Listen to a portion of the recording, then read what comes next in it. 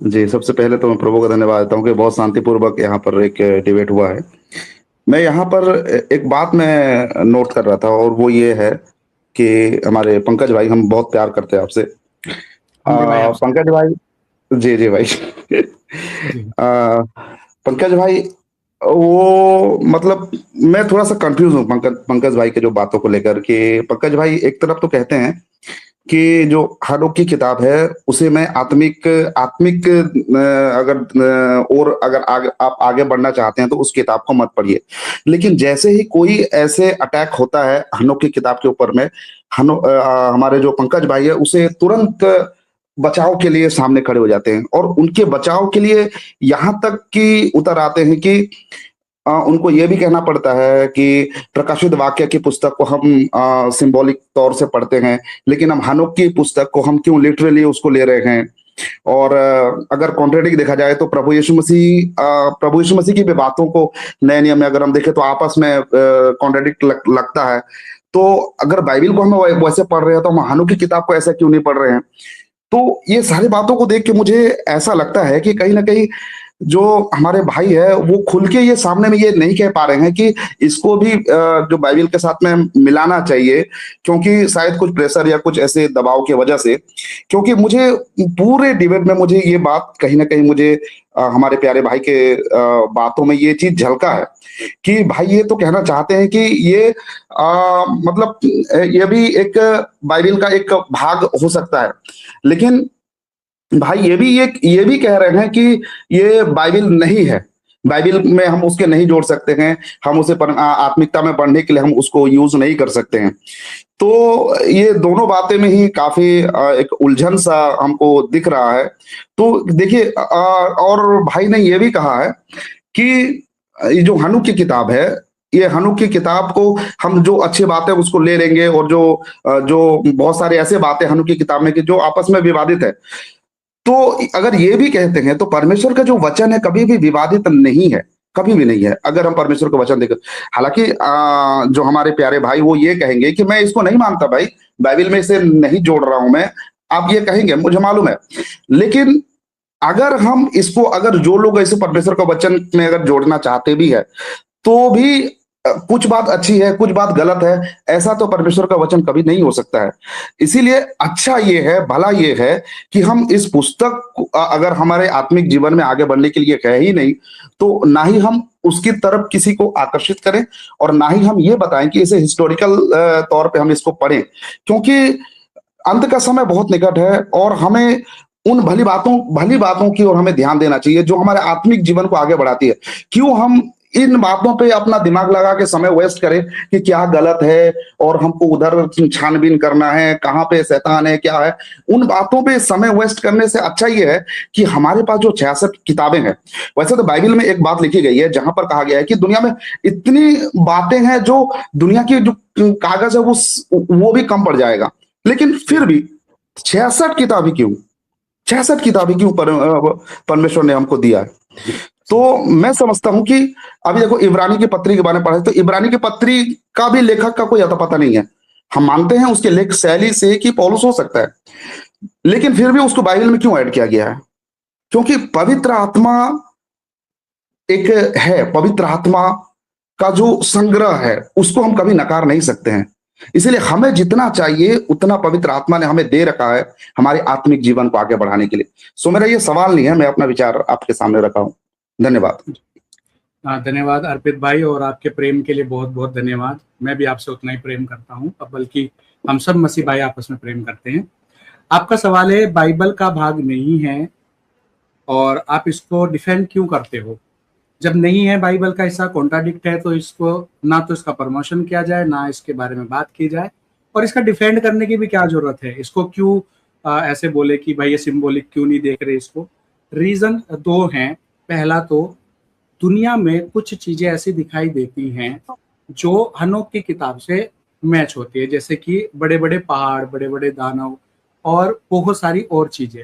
फिर mix breed के बारे में हनोक की किताब में डिटेल में बताया गया है।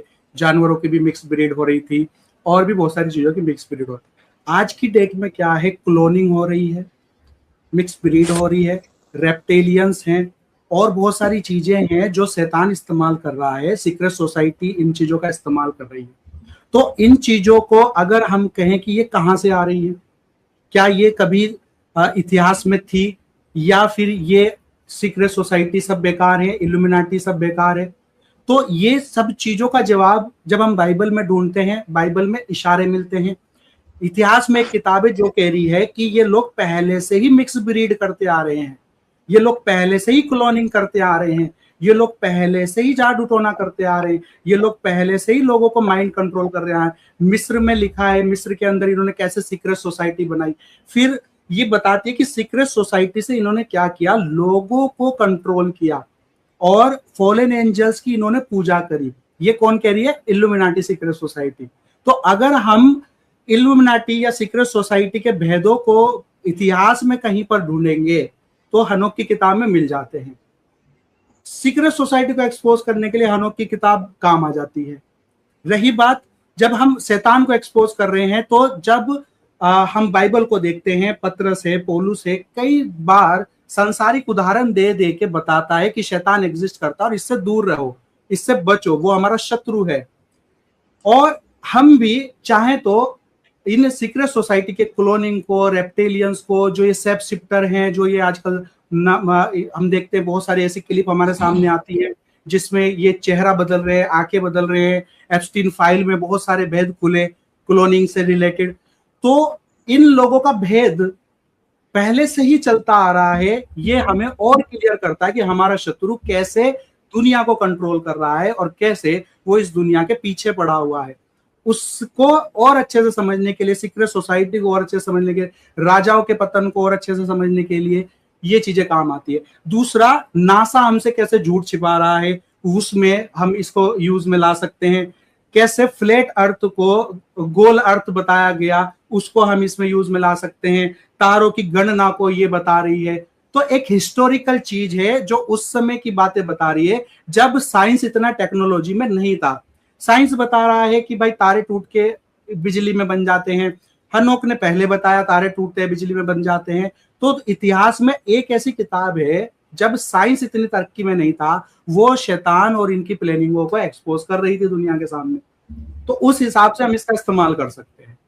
इसलिए इसको मैं इसलिए थोड़ा इसका डिफेंड करता हूं कि कहीं ऐसा ना हो कि हम इसको बिल्कुल ही रिजेक्ट कर दे और कहीं भी इसको यूज में ना ला सके, कहीं भी किसी एग्जाम्पल में यूज में ना ला सके। अगर हम शैतान के राज्य को एक्सपोज करें और 6 की 6600 की छाप के लिए वो जो काम कर रहा है उसको एक्सपोज करने के लिए हम इन चीजों का इस्तेमाल कर सके, तो मेरा यह मानना है कि हम इसको इस्तेमाल करें और शैतान के राज्य को एक्सपोज कर दें ताकि बहुत सारे लोगों को बचाया जा सके। नहीं तो ये खाने में और चीजों में इतनी सारी चीजें मिला रहे हैं, इतनी मिक्स ब्रीड कर रहे हैं। आज जो हम सब्जियां खाते हैं उनका मूल रूप वो नहीं है। आज जो हम टमाटर खाते हैं, टमाटर का मूल रूप वो नहीं है जो पहले था। तो सब्जियों में मिक्स ब्रीडिंग करी जा रही है। और यीशु मसीह ने कहा था कि नूह के समय के जैसा समय आ जाएगा। नूह की बाढ़ से पहले मिक्स ब्रीडिंग चल रही थी, आज यीशु मसीह के आगमन से पहले मिक्स ब्रीडिंग चल रही है। ये मिक्स ब्रीडिंग क्या कर रही है? डीएनए को कमजोर करती है। डीएनए कमजोर होने से क्या होता है? हमारे सब के लिए हानिकारक बात होती है। तो इन चीजों के लिए एक हिस्टोरिकल एविडेंस है जो इनके नकाब को उतार के फेंक सकता है, इसलिए हम इसको इस्तेमाल करते हैं। मुझे लगा शॉर्ट में आंसर ज्यादा सही। ओके, बहुत शॉर्ट, बहुत लंबा हो गया ये। हाँ, लंबा हो गया। साजिद भाई एक छोटा सा, बस वैसे तो बहुत सारा मन में आ रहा है, एक छोटा सा।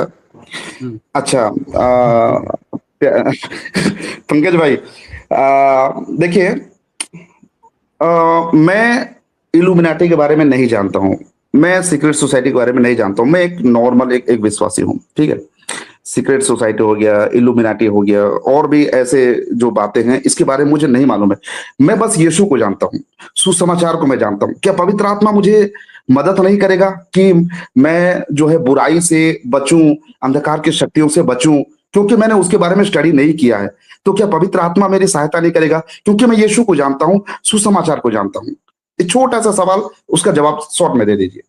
जी, आपने बहुत अच्छा सवाल किया है। देखिए, पवित्र आत्मा ही है जो हमें हर चीज की अगुवाई करता है। क्या हमें पढ़ना है, क्या नहीं पढ़ना है, क्या पीना है, क्या खाना है, किस चर्च में जाना है, किस चर्च में नहीं जाना है, वो हमारा सहायक नियुक्त किया गया है। लेकिन जब हम दुष्टों को देखते हैं, इल्यूमिनाटी को देखते हैं, तो बाइबल भी कहती है ऐसा समय आएगा चुने हुए भरमा दिए जाएंगे। मतलब एक शत्रु है जो भरमाने के काम में लगा हुआ है, और चुने हुए भरमाने का मतलब है कि हम विश्वासी लोगों को भी भरमाया जाएगा। वो भरमाने के लिए ऐसे ऐसी चालें चल रहा है, वो प्रोजेक्ट ब्लू बीम तैयार कर रहा है, वो ऐसे साउंड वेव्स तैयार कर चुका है जो सीधे एक ही इंसान को सुना, जिसको टारगेट करेंगे उसी को सुनाई देगी। वो ऐसी ऐसी टेक्नोलॉजी बना चुका है जिससे कि लोगों के माइंड को कंट्रोल किया जा सकता है। ऐसे ऐसे सिंबलिज्म वो यूज कर रहा है जिससे चुने हुए भरमाए जाएंगे। तो उसका शत्रु पवित्र आत्मा के कामों को तोड़ने में वो लगा हुआ है।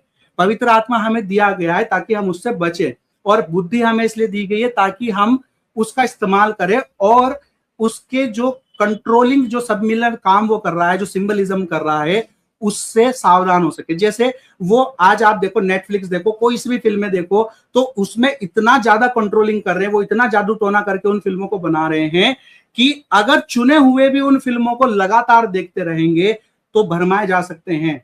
इसीलिए अगर हम उनको एक्सपोज करें, उदाहरण दे दे के इतिहास से कि ये इतिहास में भी जादू टोना करते थे, आज भी कर रहे हैं, तो लोग नेटफ्लिक्स से बचेंगे, इस तरह की और बहुत सारी चीजों से बचेंगे, और अपना समय चर्च में परमेश्वर की अगुवाई में बताएंगे। क्योंकि बाइबल भी कहती है कि पवित्र आत्मा को शोकित मत करो।